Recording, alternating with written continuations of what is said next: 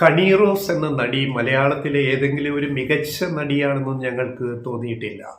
എന്നാൽ അവർ വളരെ പ്രശസ്തയാണ്. കാരണം വളരെയധികം സൗന്ദര്യം കനിഞ്ഞനുഗ്രഹിച്ച ഹണി റോസ് ആ സാധ്യതകൾ ഉപയോഗപ്പെടുത്തി ലൈംലൈറ്റിൽ നിറഞ്ഞു നിൽക്കാൻ അവർക്ക് കഴിയുന്നുണ്ട്. അത് അവരുടെ ഒരു കഴിവാണ്. അവരൊരു വലിയ നടിയായിട്ട് അറിയപ്പെട്ടില്ലെങ്കിലും സിനിമകളിൽ, പക്ഷെ അവരുടെ സാന്നിധ്യം, സ്ക്രീനിലെ സാന്നിധ്യം കൊണ്ട് അവർ മറ്റൊരു മാർക്കറ്റ് വിപണനം, തൻ്റെ കലാപ്രവർത്തനങ്ങളെ എങ്ങനെ വിപണനം ചെയ്യാമെന്ന് തെളിയിച്ചുകൊണ്ടിരിക്കുന്ന ഒരാളാണ് ഹണി റോസ്. കാരണം അവർ പലപ്പോഴും പല സ്ഥാപനങ്ങളുടെ ഉദ്ഘാടനത്തിന് പങ്കെടുക്കാറുണ്ട്.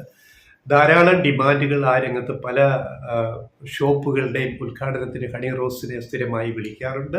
അവർ പോയിട്ട് അവിടെ ഒരു വലിയൊരു ജനക്കൂട്ടത്തെ ആകർഷിക്കാൻ ഹണി റോസിന് സാധിക്കുന്നുണ്ട്. അതിൻ്റെ വാർത്തകളും ചിത്രങ്ങളും ഒക്കെ നമ്മൾ വീഡിയോകളും ഒക്കെ ന്യൂസിലും മറ്റു മാധ്യമങ്ങളിലും നമ്മൾ കാണുന്നുണ്ട്. അത് അവരുടെ തൊഴിലിൻ്റെ ഭാഗമാണ്. അതിനെ നമ്മൾ മാനിക്കുക എന്നുള്ളതാണ്. അവർക്ക് സിനിമയിൽ അവസരങ്ങൾ കൂടിയോ കുറഞ്ഞോ എന്നുള്ളതിനപ്പുറത്ത് ഒരു സിനിമ സെലിബ്രിറ്റി എന്ന മേൽവിലാസം ഉപയോഗിച്ചുകൊണ്ട് തന്നെ മറ്റ് ചടങ്ങുകളിൽ പങ്കെടുത്തിട്ട് അതിൽ നിന്ന് അവർക്കൊരു നേട്ടമുണ്ടാകുന്നെങ്കിൽ അത് അവരുടെ കലാപ്രവർത്തനത്തിന്റെ ഭാഗമായിട്ട് നമ്മൾ കാണുക. അവർ അതിൽ ധരിക്കുന്ന വസ്ത്രത്തെ കുറിച്ചോ അല്ലെ വസ്ത്രം കുറഞ്ഞു പോയെന്നോ അല്ലെ ആ വസ്ത്രധാരണ രീതി ശരിയല്ലെന്നോ ഒക്കെയുള്ള വിലയിരുത്തലുകൾ പല കോണിൽ നിന്നും വളരെ നെഗറ്റീവായിട്ട് വരുമ്പോൾ ഏതൊരു വ്യക്തിക്കും അത് ഒരു പരിധിക്കപ്പുറം സഹിക്കാൻ പറ്റില്ല. ഇക്കാര്യത്തിൽ ഞങ്ങൾ ഹണി റോസിനൊപ്പമാണ്. കാരണം അവരുടെ പരാതി ന്യായമാണ്. നിരന്തരം ഇത്തരം ആക്ഷേപങ്ങൾ സമൂഹ മാധ്യമങ്ങളിലൂടെ സഹിക്കാൻ വയ്യാതായപ്പോൾ അവർ കഴിഞ്ഞ ദിവസം ഫേസ്ബുക്കിൽ ഒരു പോസ്റ്റ് ഇട്ടിരുന്നു. തന്നെ നിരന്തരം പല വേദികളിലും പോകുന്ന തന്നെ നിരന്തരം ഒരു വ്യക്തി ആക്ഷേപിക്കുന്നു, അധിക്ഷേപിക്കുന്നു. അദ്ദേഹം ചില ചടങ്ങിൽ എന്നെ വിളിച്ച് ആദ്യം കൊണ്ടുപോയി, പിന്നീട് അദ്ദേഹം എന്നെ അധിക്ഷേപിച്ചപ്പോൾ ഞാൻ അതിന് പോകാതായി. പക്ഷെ പിന്നെ അദ്ദേഹം എന്നെ തുടർന്നും ഇങ്ങനെ സാമൂഹ്യ മാധ്യമങ്ങളിലൂടെ ഇങ്ങനെ അല്ലാതെയും ആക്ഷേപിക്കുന്നു എന്ന് പറഞ്ഞ് അവർ ഒരു ഫേസ്ബുക്ക് പോസ്റ്റ് ഇട്ടു ഹണി റോസ്.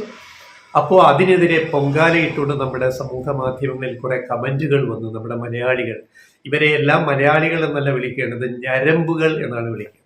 അപ്പോൾ ഹണി റോസ് ഒരു ഫേസ്ബുക്ക് പോസ്റ്റ് ഇട്ടപ്പോൾ, രണ്ടാമതൊരു വിശദീകരണ പോസ്റ്റ് ഇട്ടപ്പോൾ ഇങ്ങനെ ചില ഞരമ്പ് രോഗികൾ, ഞരമ്പുകൾ വന്ന് വളരെ മോശമായ അശ്ലീല ചുവയോടെയുള്ള കമന്റുകൾ സമൂഹ മാധ്യമങ്ങളിൽ ഫേസ്ബുക്കിലൊക്കെ ഇടുക എന്ന് പറഞ്ഞപ്പോൾ അവർക്ക് തീരെ ക്ഷമ കിട്ടിട്ട് അവർ പോലീസിൽ പരാതി കൊടുത്തു. അവരാദ്യം പറഞ്ഞ് പരാതി കൊടുക്കുമെന്ന് പറഞ്ഞ് പോസ്റ്റ് ഇട്ടു, നടപടി സ്വീകരിക്കുന്നു. പക്ഷെ അതിനും പിന്നാലെ കമന്റുകൾ വന്നതോടെ അവർ പോലീസിൽ നേരിട്ടെത്തി പരാതി കൊടുത്തു. 27 പേർക്കെതിരെ കേസെടുത്തു. കമന്റ് ഇട്ട അതിലൊരാളെ അറസ്റ്റ് ചെയ്തിരിക്കുന്നു പോലീസ്. കൂടുതൽ നടപടിയുമായി പോലീസ് മുന്നോട്ട് പോകേണ്ടി വരും. ഇങ്ങനെ ഒരു സാഹചര്യം എന്തുകൊണ്ടാണ് നമ്മൾ ഒരുക്കുന്നത്? ഹണി റോസ് അവരവരുടെ കാര്യം നോക്കി ജീവിച്ചോട്ടെ. അവരിപ്പോൾ ഏത് ഡ്രസ്സ് ധരിച്ചിട്ട് ഏത് ഉദ്ഘാടനത്തിന് പോയാൽ എന്താണ്? അത് അവരുടെ സ്വാതന്ത്ര്യമാണ്. ഏത് വസ്ത്രം ധരിക്കുക എന്നുള്ളത് അവരുടെ സ്വാതന്ത്ര്യമാണ്. പിന്നെ അത് അവരുടെ ജോലിയുടെ ഭാഗം കൂടിയാണ്. സിനിമയിൽ നിൽക്കുന്ന ഒരു നടി എന്ന നിലയിൽ അവർ പല ചടങ്ങുകളിലും പോയെന്നിരിക്കും, പങ്കെടുത്തെന്നിരിക്കും. അതൊക്കെ അവരുടെ സ്വാതന്ത്ര്യത്തിൽപ്പെട്ടതാണ്. അവർക്ക് എന്ത് നേട്ടം കിട്ടുന്നൊക്കെ അത് മറ്റുള്ളവരുടെ വിഷയമല്ല. ഇവിടെ എന്താ കമന്റുകൾ വന്നിരിക്കുന്നത്? ഈ കമന്റുകളുടെ കൂട്ടത്തിൽ ഞരമ്പുകളുടെ കൂടെ ഇവിടുത്തെ കുലസ്ത്രീകൾ എന്ന് പറയുന്ന ചിലരും ഇവിടെ സുഡാപ്പികളും ഒക്കെ ചേർന്നിട്ടുണ്ട്. കാരണം ഈ സംസ്കാരം സംരക്ഷിക്കുന്നതിലൊക്കെ ഈ കുലസ്ത്രീകളും സുഡാപ്പികളും ഒക്കെ എപ്പോഴും മുന്നിൽ, അവര് അവസാനം ഒന്നിക്കും. ഇപ്പൊ എന്താണ്, മര്യാദയ്ക്ക് വസ്ത്രം ധരിക്കാത്തതിന്റെ പ്രശ്നമാണത്രേ കമന്റുകൾ. അതായത് ഹണി റോസിനെതിരെ ഇങ്ങനെ കമന്റുകൾ ഇടുന്നത് മര്യാദയ്ക്ക് വസ്ത്രം ധരിക്കാത്തതുകൊണ്ടാണ്. എന്താ, അവര് വസ്ത്രം ധരിക്കാതെയാണ് അവർ പോകുന്നത്? അല്ലല്ലോ, അവർ വസ്ത്രം ധരിച്ചു പോകുന്നു. അവർ ഡിസൈൻ ചെയ്ത വസ്ത്രമോ അല്ലെങ്കിൽ മാർക്കറ്റിൽ കടകളിൽ കിട്ടുന്ന വസ്ത്രമോ ധരിച്ചിട്ട് അവർ പോകുന്നു. വസ്ത്രം ധരിക്കാതെ അവരൊരു ചടങ്ങിലും പങ്കെടുക്കുന്നില്ലല്ലോ. പിന്നെ അവർ ഏത് വസ്ത്രം ധരിക്കണം എന്നൊക്കെ തീരുമാനിക്കുന്ന ചില കമന്റുകൾ, സംഘി കമന്റുകൾ വന്നിരിക്കുന്നു. ഭാരതീയ സംസ്കാര പൈതൃകം അംഗീകരിക്കുന്ന, മാനിക്കുന്ന വസ്ത്രധാരണ രീതിയെ പാടുള്ളൂ. ഇതൊക്കെ ആരാ തീരുമാനിക്കുന്ന?